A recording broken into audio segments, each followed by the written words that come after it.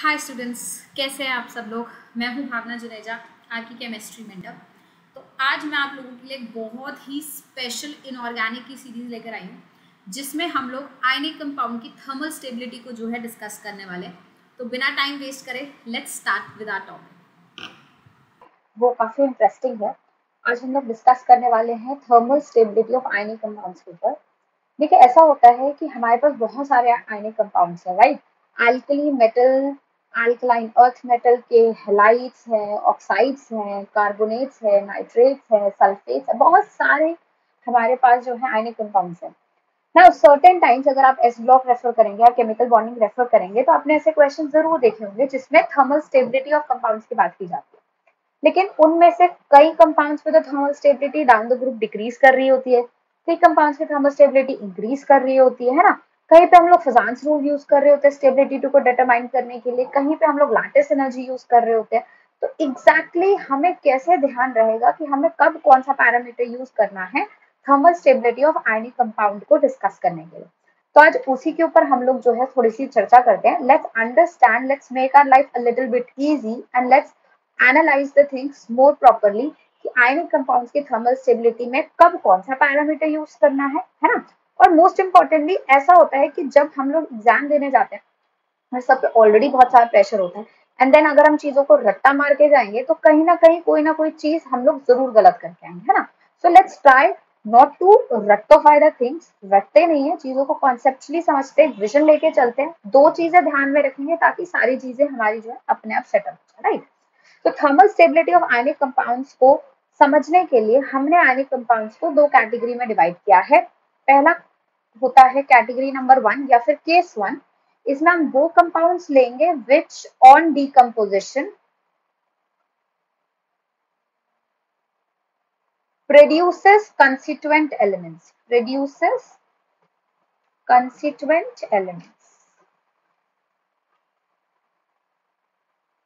इसको मैं थोड़ा सा क्लियरली समझाती हूँ। फॉर एग्जाम्पल, आपके पास कोई भी लेट्स से एल्कली मेटल का या अल्कलाइन अर्थ मेटल का, एल्कली मेटल और alkaline earth metal,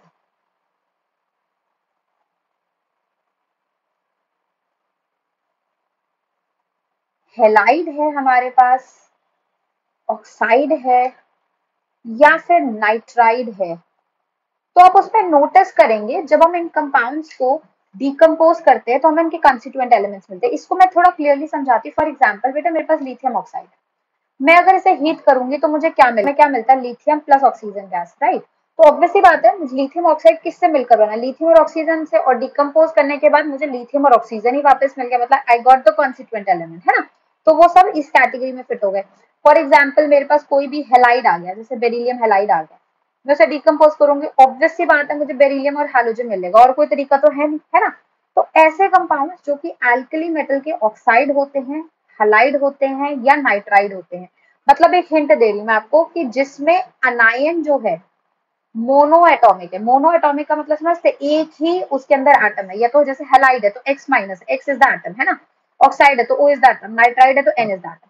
carbonates, sulphates, carbonates में कार्बन भी एटम है, एनाइन के अंदर ऑक्सीजन भी एटम है, सल्फेट में सल्फर भी एटम है, ऑक्सीजन, मतलब पॉली एटॉमिक अनायंस को नहीं कंसीडर कर रहे हैं हम लोग, सिर्फ मोनो एटॉमिक अनायंस को कंसीडर कर रहे हैं। तो ऑक्साइड्स या फिर हैलाइड्स अगर हम लोग कंस्टिट्यूएंट एलिमेंट्स के लेते हैं तो वो हमारा कैटेगरी नंबर 1 रहेगा। कैटेगरी नंबर 1 में जो भी हम पैरामीटर यूज करेंगे टू जज द थर्मल स्टेबिलिटी, वो रहेगा बच्चे हमारा लैटिस एनर्जी। तो अब यहाँ पे हमें क्या ध्यान रखना है, सबसे पहले देखिए, अब हमें बस इतना ध्यान रखना है कि केस नंबर 1 में कौन कौन फिट होता है, और सेकंड चीज जो मुझे ध्यान रखनी है वो रखनी है कि केस नंबर 1 के अंदर हमें कौन सा पैरामीटर चेक करना है। That's it. अब मेरा काम खत्म हो गया, मुझे आगे कुछ रटने की जरूरत नहीं है, मेरी सारी चीजें ऑटोमेटिकली अपने आप जो है सेटल हो जाएंगी, है ना। जैसे कि अब देखते हैं, अगर मैं एल्कली मेटल के सारे ऑक्साइड्स, हैलाइड्स और नाइट्राइड्स को कंसीडर करती हूँ तो लैटिस एनर्जी के बेसिस पे लेट्स एनालाइज कि इनकी थर्मल स्टेबिलिटी कैसे निकाली जाएगी, ठीक है। तो यहाँ मैं लिख देती हूँ alkali metal, lithium, sodium, potassium, rubidium, caesium, है ना। हाल ही ना कर अब से भरिया, तो हाँ नहीं ले रहे, हाइड्रोजन नहीं ले रहे, लिथियम से शुरू कर रहे हैं। सो लिथियम का मैंने हैलाइड ले लिया, halogen, sodium, potassium, rubidium, caesium, ठीक है। सिमिलरली मैंने बेरिलियम का हैलाइड्स ले लिए, बेटा, मांगे, कार, स्कूटर, बाप, राजी। लास्ट एलिमेंट हम नहीं ले रहे, रेडियो एक्टिव होता है। वैसे ही हमने लिथियम का लेट्स से ऑक्साइड ले लिया, सोडियम ऑक्साइड ले लिया, पोटेशियम ऑक्साइड ले लिया, रुबिडियम ऑक्साइड ले लिया, सीजियम ऑक्साइड ले लिया। सिमिलरली हमने बेरिलियम ऑक्साइड कंसीडर कर लिया, मैग्नीशियम ऑक्साइड कंसीडर कर लिया, calcium oxide, strontium oxide, barium oxide. Similar basis पे हम लोग नाइट्राइड्स कंसीडर करें। नाइट्राइड्स जनरली सब लोग नहीं बनाते हैं। नाइट्राइड्स हमारे हाई चार्ज डेंसिटी के कटाइंस बनाते हैं। तो लिथियम का नाइट्राइड एग्जिस्ट करता है, सोडियम का नाइट्राइड भी बन जाता है, पोटेशियम के नाइट्राइड्स अब अनस्टेबल होने लगते हैं क्योंकि चार्ज डेंसिटी कटाइन के ऊपर कम होने लगती है जैसे जैसे कटाइन का साइज जो है बढ़ता जाता है ना। ऑब्वियस सी बात है, इसको मैं थोड़ा और इलाबोरेट कर दूंगी लास्ट में जाते हुए। वैसे ही बेरिलियम का भी नाइट्राइड है, मैग्नीशियम का भी बनता है, कैल्शियम का भी बन जाता है, बट इसके बाद फिर किसी के नाइट्राइड्स नहीं बनते, है ना। तो ये सारे जो है हमारे केस 1 के हो गए। और जैसे अभी हम लोगों ने डिस्कस किया कि हम लोग इनके अंदर इनकी स्टेबिलिटी को जज करने के लिए हम कौन सा पैरामीटर यूज करेंगे, हम लोग यूज करेंगे लैटिस एनर्जी। अब क्लियर सी बात है, लैटिस एनर्जी हम सब जानते हैं क्या होता है ना। लैटिस एनर्जी होता है stabilization energy. Lattice energy is basically a stabilization energy जो आयनिक कंपाउंड की स्टेबलाइजेशन को डिटरमाइन करती है। जितना स्टेबल आयनिक कंपाउंड होगा उसकी लैटिस एनर्जी उतनी ही ज्यादा होगी। तो क्लियर सी बात है, अगर हमारी लैटिस एनर्जी इंक्रीज होगी तो कंपाउंड की थर्मल स्टेबिलिटी भी क्या होगी, इंक्रीज होगी। तो लैटिस एनर्जी स्टेबिलिटी के डायरेक्टली रिलेटेड है, क्योंकि मैंने आपको पहले ही बताया lattice energy stabilization energy. Lattice energy basically होती क्या है, ये हम लोगों ने केमिकल बॉन्डिंग की पुरानी वीडियोस में भी डिस्कस किया है, बट अभी मैं शॉर्टकट में अगर समझाऊं तो एक कटायन है, एक अनायन है। तो कटायन और अनायन जब एक दूसरे के पास आके स्टेबल आयनिक कंपाउंड बनाते हैं तो एक एनर्जी रिलीज करते हैं जिसे बोलते हैं लैटिस एनर्जी। तो ऑब्वियस सी बात है, जितना स्टेबल आयनिक कंपाउंड होगा उतनी ही ज्यादा हमारी एनर्जी रिलीज होगी, दैट मींस उतनी ही ज्यादा lattice energy, right. Now lattice energy as we all know charge के डायरेक्टली रिलेटेड होती है और इनवर्सली रिलेटेड होती है साइज के। तो अगर मैं इन सारे कंपाउंड्स की तरफ आती हूँ जो मैंने यहाँ लिखे हैं, इन सब में अगर आप नोटिस करेंगे तो जब आप टॉप से बॉटम जा रहे हैं, सी ये एलिमेंट्स तो पीरियोडिक टेबल में टॉप से बॉटम भले ही हमने लिखे इस तरीके से, बट ये एलिमेंट्स है तो टॉप से बॉटम पीरियोडिक टेबल में। तो अगर हम टॉप से बॉटम जाते हैं, हमारा चार्ज तो सेम है, सबके ऊपर +1 -1 है, देखिए, है ना। So only thing that is changing is what? Size. तो साइज जैसे जैसे हमारा इंक्रीज होगा, जैसे मैंने यहाँ लिखा है lattice energy is directly proportional to charge by size. तो साइज अगर हमारा इंक्रीज होगा तो लैटिस एनर्जी हमारी क्या होगी, डिक्रीज होगी।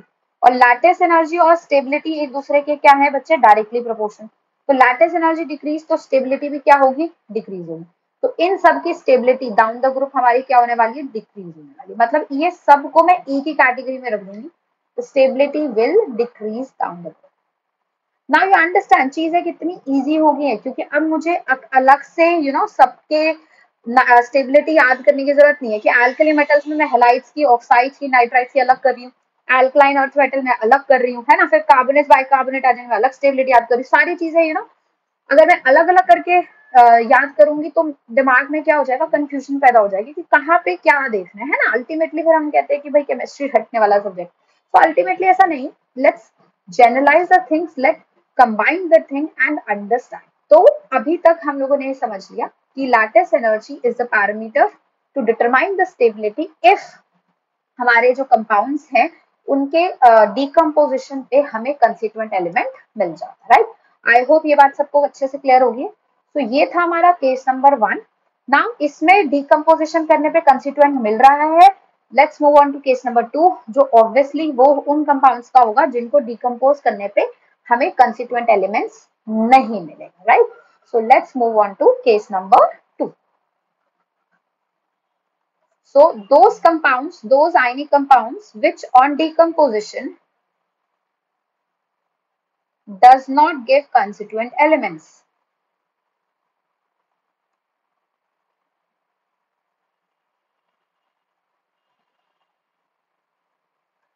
Does not give constituent element, जो कि डिकम्पोज करने पे कंस्टिट्यूएंट एलिमेंट्स नहीं देते हैं। अब does not give constituent elements का में कौन कौन आ जाएंगे, है ना। देखिए इस केस में हमारे पास एम एल्कली मेटल्स के and AEM alkaline earth metals के carbonates, sulphates, bicarbonates, phosphates, perchlorates, chlorates etcetera, ये सब एक साइड आ सकता है। देख रहे हैं इन सब में एक चीज कॉमन है, all the anions are polyatomic. तो यहाँ हिंट हमारा क्या है, एनाइंस हमारे क्या है, पॉली एटॉमिक, जबकि केस 1 में हमारे एनाइंस क्या थे, ऑल एनाइंस वर मोनो एटॉमिक है।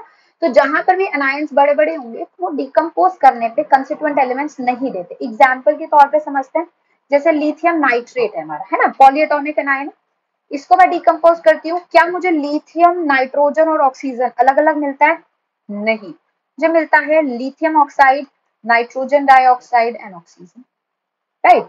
मैं सोडियम नाइट्रेट ले लेती हूँ, इसको डिकम्पोज करते, क्या मुझे सोडियम नाइट्रोजन ऑक्सीजन अलग अलग मिलता है, नहीं मिलता, हमें मिलता है सोडियम ऑक्साइड, सॉरी हमें मिलता है सोडियम नाइट्रेट से डिकम्पोजिशन से sodium nitrite and oxygen gas. So ये एक्चुअली में एस ब्लॉक में जब आप पढ़ते हैं तो इसमें हम लोग बताते भी हैं कि लिथियम का जो नाइट्रेट है वो डिकम्पोज करके brown colour gas nitrogen dioxide देता है, जबकि बाकी कोई भी नाइट्रेट्स अगर आप एल्कली मेटल के लेते हैं तो वो डिकम्पोज करके ऑक्सीजन गैस लिबरेट करते हैं और अपने नाइट्राइट्स का फॉर्मेशन करते हैं। इसको बोला भी जाता है एनॉमलस बिहेवियर ऑफ लिथियम, है ना, क्योंकि जो पहला एलिमेंट होता है हर ग्रुप का वो डिफरेंटली बिहेव करता है। ओवरऑल ये एक अलग चीज है जो मैं इस ब्लॉक पे पढ़ेंगे। अभी के लिए कंसर्न बात ये है कि हाँ भाई कंस्टिट्यूएंट एलिमेंट्स नहीं मिल रहे, ये बात फॉर श्योर है ना। अगर मैं कार्बोनेट्स लेती हूँ तो डिकम्पोज करके मैं क्या एक्सपेक्ट करूंगी, oxides and carbon dioxide, right. I am not getting the constituent element, मतलब इन सब में जहां मेरे अनाइंस पॉलीएटॉमिक होंगे मुझे कंस्टिट्यूएंट एलिमेंट्स नहीं मिलेगा। और इन सारे केसेस में अगर मुझे थर्मल स्टेबिलिटी प्रिडिक्ट करनी है तो थर्मल स्टेबिलिटी के लिए प्रिडिक्शन के लिए parameter to be used is,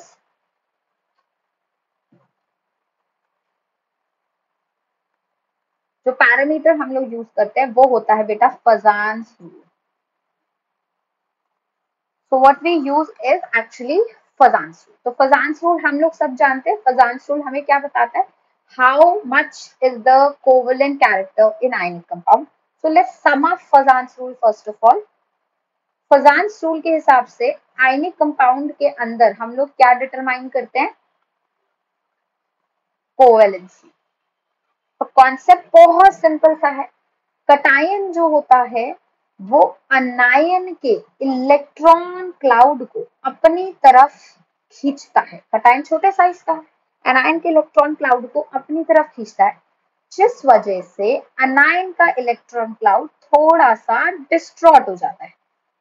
और इस डिस्ट्रॉशन ऑफ इलेक्ट्रॉन क्लाउड की वजह से आप देख सकते हैं कि ओवरलैपिंग हो सकती है इलेक्ट्रॉन क्लाउड में, और अगर ओवरलैपिंग होगी तो कोवेलेंसी या फिर कोवेलेंट कैरेक्टर क्या हो जाएगा, इंक्रीज हो जाएगा, राइट। सो ओवरऑल हम ये देख सकते हैं कि कोवेलेंसी कहीं ना कहीं इस चीज के ऊपर प्रोपोर्शनल है कि कटायन कितना स्ट्रांगली अनायन के इलेक्ट्रॉन क्लाउड को खींच रहा है या फिर अनायन कितना इजिली अपने इलेक्ट्रॉन क्लाउड को डिस्ट्रॉट होने दे रहा है ना। So covalency is directly proportional to polarisation of anion या distortion of electron cloud of anion, right. और इसके लिए हम लोग कहते भी सही है कि भाई अगर कटायन का साइज, लेट्स से कटायन की बात कर रही हूं मैं, कटायन के ऊपर चार्ज अगर बढ़ जाए, पॉजिटिव चार्ज अगर बढ़ जाए तो कटायन का साइज छोटा हो जाता है ना, more is the positive charge smaller is the size. Cation का साइज छोटा हो जाएगा और उतनी ही स्ट्रॉन्ग तरीके से वो एनायन को खींचेगा, और एनायन को खींचेगा तो कोवेलेंसी बढ़ जाएगी। तो कहीं ना कहीं कटायन के लिए कोवेलेंसी डायरेक्टली प्रोपोर्शनल होगा कटायन के साइज के, इनवर्सली प्रोपोर्शनल होगा कटायन के चार्ज से डायरेक्टली प्रोपोर्शनल होगा, कटायन के साइज से इनवर्सली प्रोपोर्शनल होगा। तो covalency is directly proportional to cation का charge, inversely proportional to cation का size. This is for cation. यही चीज अगर एनायन में सोचें तो फॉर एनायन अगर मैं कंसीडर करूं कोवेलेंसी को, तो कोवेलेंसी जो है वो डायरेक्टली प्रोपोर्शनल होगी चार्ज बाय साइज के। लेकिन चार्ज और साइज के ये डायरेक्टली रिलेटेड होगा। क्यों? क्योंकि अनायन का चार्ज अगर इंक्रीज करता है तो नेगेटिव चार्ज जितना ज्यादा बढ़ेगा उतना ज्यादा साइज भी अनायन का बढ़ेगा। तो जैसे जैसे चार्ज बढ़ता जाएगा वैसे वैसे साइज भी हमारा क्या होता जाएगा, इंक्रीज करता जाएगा, राइट। सो एनायन के लिए उल्टा हो जाएगा। एनायन के लिए जो कोवेलेंसी है वो डायरेक्टली प्रोपोर्शनल रहेगा चार्ज के और डायरेक्टली प्रोपोर्शनल रहेगा साइज के। तो ये हम लोग फजान्स रूल में केमिकल बॉन्डिंग में पहले भी देखते हैं, है ना। सो ओवरऑल जब मैं आपको बताना चाह रही हूँ कि अगर हमें थर्मल स्टेबिलिटी किसी भी पॉलीएटॉमिक एनायंस की देखनी है तो हम लोगों को क्या कंसीडर करना है, फजान्स रूल। फजान्स रूल में कटायन के लिए covalency charge by size ratio होता है और एनायन के लिए चार्ज एंड साइज से डायरेक्टली प्रोपोर्शनल। यहाँ तक बात क्लियर होती है। अब हम लोग क्या करते हैं, हम लोग सारे के सारे कंपाउंड्स जो भी हमारे केस 2 के अंदर आते हैं उन्हें लिख लें। तो केस 2 के अंदर हमारे कौन है, एल्कली मेटल के कार्बोनेट्स, तो lithium, sodium, potassium, rubidium, caesium.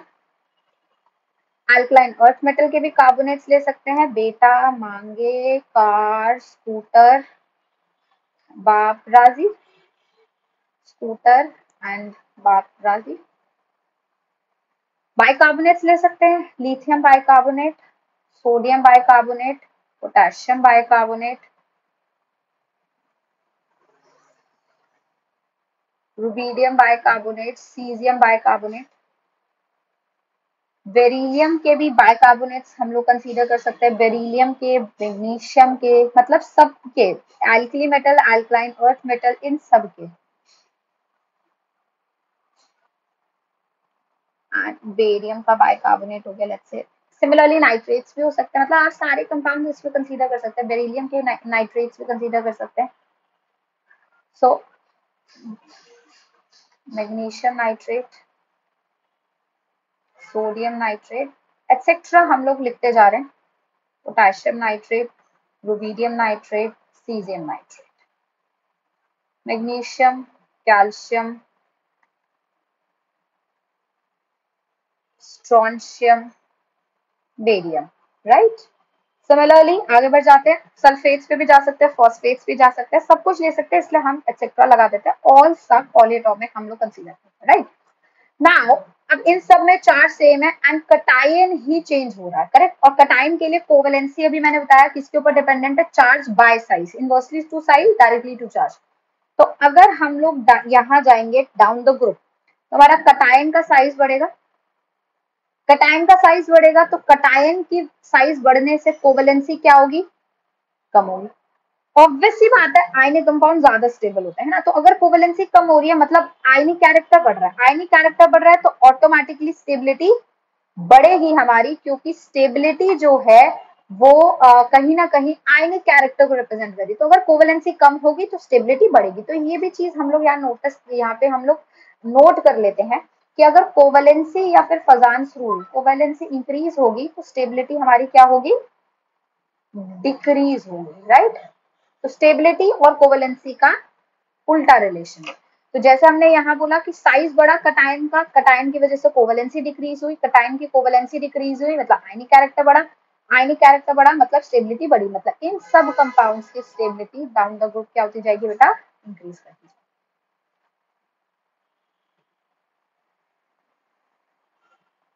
तो यहाँ पे जो भी पॉलीएटॉमिक होते हैं उन सब की stability down the group increase करती है, इनमें मोनोएटॉमिक एनायन से stability down the group decrease करती है। और ऐसा क्यों है वो भी हमने क्लियरली समझ लिया। मोनोएटॉमिक में हम लोग lattice energy as a parameter देखते हैं एंड जब हम लोग पॉलीएटॉमिक एनायंस की बात करते हैं उसमें Fajans rule as a basic parameter देखते हैं to check the stability, right. I hope अब आप लोगों को अच्छे से क्लियर हुआ है कि आयनिक कंपाउंड की स्टेबिलिटी को कब कौन से पैरामीटर के थ्रू करेक्टली जज किया जा सकता है। तो आपको अगर आयनिक कंपाउंड की स्टेबिलिटी से रिलेटेड कोई भी सवाल है तो अलग अलग करके पढ़ने की जरूरत नहीं है। आप दो केसेस याद रखिए, कंस्टिट्यूएंट एलिमेंट्स में टूटेगा, कंस्टिट्यूएंट एलिमेंट्स में नहीं टूटेगा। कंस्टिट्यूएंट एलिमेंट में टूटेगा मतलब मोनो एटॉमिक अनायंस होंगे, parameter to be use lattice energy charge by size. फटाफट क्लियर हो गया। केस नंबर 2, अगर हमारे पास कंस्टिट्यूएंट एलिमेंट्स में टूट नहीं रहा है, मतलब उसके अंदर हमारे पास mono poly atomic anions, carbonate, sulphate, bicarbonate, बड़े बड़े अनायंस होने चाहिए जो कि कंस्टिट्यूएंट एलिमेंट्स में नहीं टूटेंगे। Parameter to be use Fajans rule. Fajans rule से कोवेलेंसी बढ़ती है, कोवेलेंसी बढ़ेगी तो स्टेबिलिटी कम होगी। Covalency and stability are inversely related to each, right. I hope this has made a better vision कि आप लोगों को स्टेबिलिटी ऑफ आयनिक कंपाउंड्स को किस तरीके से डील करें, right. Thank you, see you all in our next session.